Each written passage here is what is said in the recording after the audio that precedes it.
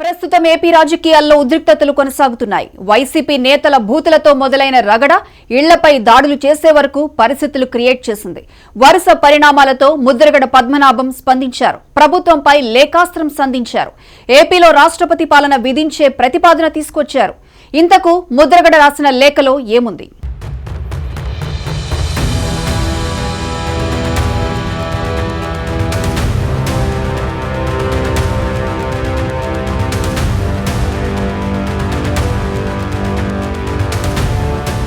TDP అధికారంలో ఉన్న ప్రతిసారి యాదృచ్ఛికంగా జరుగుతుందో లేదంటే ఇంకేదైనా రాజకీయ వ్యూహమో తెలియదు కానీ కాపు సామాజిక వర్గానికి చెందిన నాయకులను ప్రత్యేకంగా లక్ష్యంగా చేసుకుని ఇబ్బందులకు గురిచేస్తున్నారు అన్న వాదనలు వినిపిస్తూనే ఉన్నాయి. గతంలో ముద్రగడ పద్మనాభం, తాజాగా మాజీ మంత్రి అంబటి రాంబాబు వంటి నేతలపై జరిగిన పరిణామాలు ఈ చర్చకు మరింత బలం చేకూర్చాయి.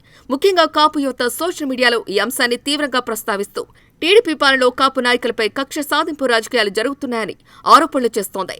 అంబటి రాంబాబు అరెస్టు తర్వాత ఈ చర్చ మరింత వేడెక్కింది. ఈ అరెస్టుపై సీనియర్ నేత ముద్రగడ పద్మనాభం తీవ్రంగా స్పందించారు. ఏపీ సీఎం చంద్రబాబు, మంత్రి నారా లోకేష్లకు ఆయన లేఖ రాస్తూ రాష్ట్రంలో పరిస్థితులు ఆందోళనకరంగా మారాయని పేర్కొన్నారు. రాష్ట్రంలో జరుగుతున్న పరిణామాలను చూస్తుంటే ప్రజాస్వామ్యం కంటే భయపెట్టే పాలన ఎక్కువగా కనిపిస్తోందని, అవసరమైతే ప్రధాని నరేంద్ర మోదీని సంప్రదించి రాష్ట్రంలో ఎమర్జెన్సీ పెట్టమని కోరాలని కూడా వ్యాఖ్యానించారు.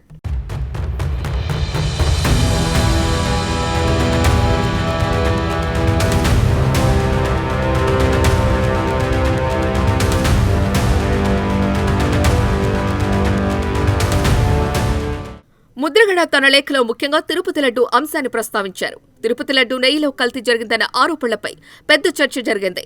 ఈ అంశంలో సీబీఐ నివేదిక వచ్చాక ఈ వ్యవహారాన్ని పక్కదారి పట్టించడానికి ప్రతిపక్ష నేతలపై ఉక్కుపాదం మోపుతున్నారని ఆయన ఆరోపించారు. తన లేఖలో ఆయన చాలా తీవ్రమైన పదజాలాన్ని ఉపయోగించారు. రాష్ట్రంలో గాడి తప్పిన రాక్షస పాలన కొనసాగుతోందని అన్నారు. అంబటి రాంబాబు, జోగి రమేష్, అలాగే రజనీ వంటి నేతలను ఘోరంగా అవమానించడం ఎంతవరకు న్యాయమని ప్రశ్నించారు. దేశంలో ఏ రాష్ట్రంలో అయినా ఇలాంటి పాలన ఉందా అని కూడా నిలదీశారు. తిరుపతి లడ్డు నెయ్యిలో కల్తీ జరగలేదని సీబీఐ నివేదిక తేల్చిందని, దాంతో ప్రభుత్వం చెప్పింది అబద్దమని బయటపడిందని ఆరోపించారు. ఆ అబద్దాన్ని కప్పిపుచ్చుకోవటానికి ప్రభుత్వం చేస్తున్న ప్రయత్నాలే ఇవన్నీ అని ఆయన అభిప్రాయపడ్డారు.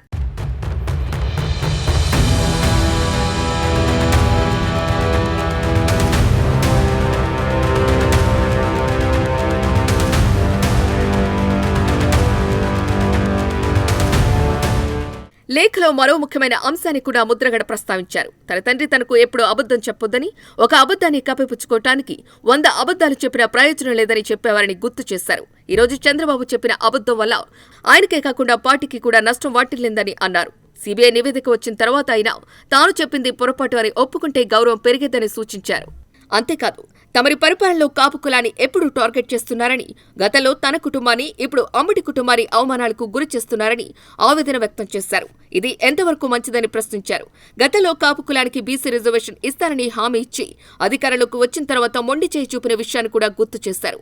ఈ విషయం కాపు సమాజానికి ఇప్పటికీ గుర్తుండిపోయిందని అన్నారు. అయినా కూడా ఈ కులం ముఖ్యంగా ఉప ముఖ్యమంత్రి మీద ఉన్న అభిమానంతో ప్రభుత్వానికి మద్దతు ఇచ్చిందని ముద్రగడ పేర్కొన్నారు. ఆ మద్దతు వల్లే చంద్రబాబు జైల్లో ఉన్నప్పుడు కార్యకర్తలు మళ్లీ ధైర్యంగా బయటకు వచ్చారని, చివరకు అధికారంలోకి రావటానికి అది సహాయపడిందని అన్నారు. అయినా కూడా కాపు కులంపై ఎప్పుడు కోపంగా వ్యవహరించడం, వారిని టార్గెట్ చేయడం ఎంతవరకు సమంజసమని ప్రశ్నించారు. చివరికి తీవ్ర ఆవేదనతో ఈ కులాన్ని రాష్ట్రం నుంచి వేరే రాష్ట్రానికి పంపించే కార్యక్రమం చేపట్టండి అంటూ వ్యంగ్యంగా లేఖను ముగించారు. ముద్రగడ లేఖ రాజకీయంగా పెద్ద దుమారం రేపింది. ఒకవైపు టీడీపీ నేతలు ఈ లేఖను రాజకీయ ప్రేరణతో చేసిన ఆరోపణలుగా కొట్టిపారుస్తున్నారు. మరోవైపు వైసీపీ నేతలు మాత్రం రాష్ట్రంలో ప్రజాస్వామ్య విలువలు దెబ్బతింటున్నాయని, అధికార పార్టీ దురహంకార పాలన సాగిస్తోందని వాదిస్తున్నారు. కాపు సామాజిక వర్గానికి చెందిన యువత కూడా సోషల్ మీడియాలో ఈ అంశాన్ని విస్తృతంగా చర్చిస్తూ తమ కులాన్ని లక్ష్యంగా చేసుకుని రాజకీయ దాడులు జరుగుతున్నాయని అభిప్రాయపడుతున్నారు.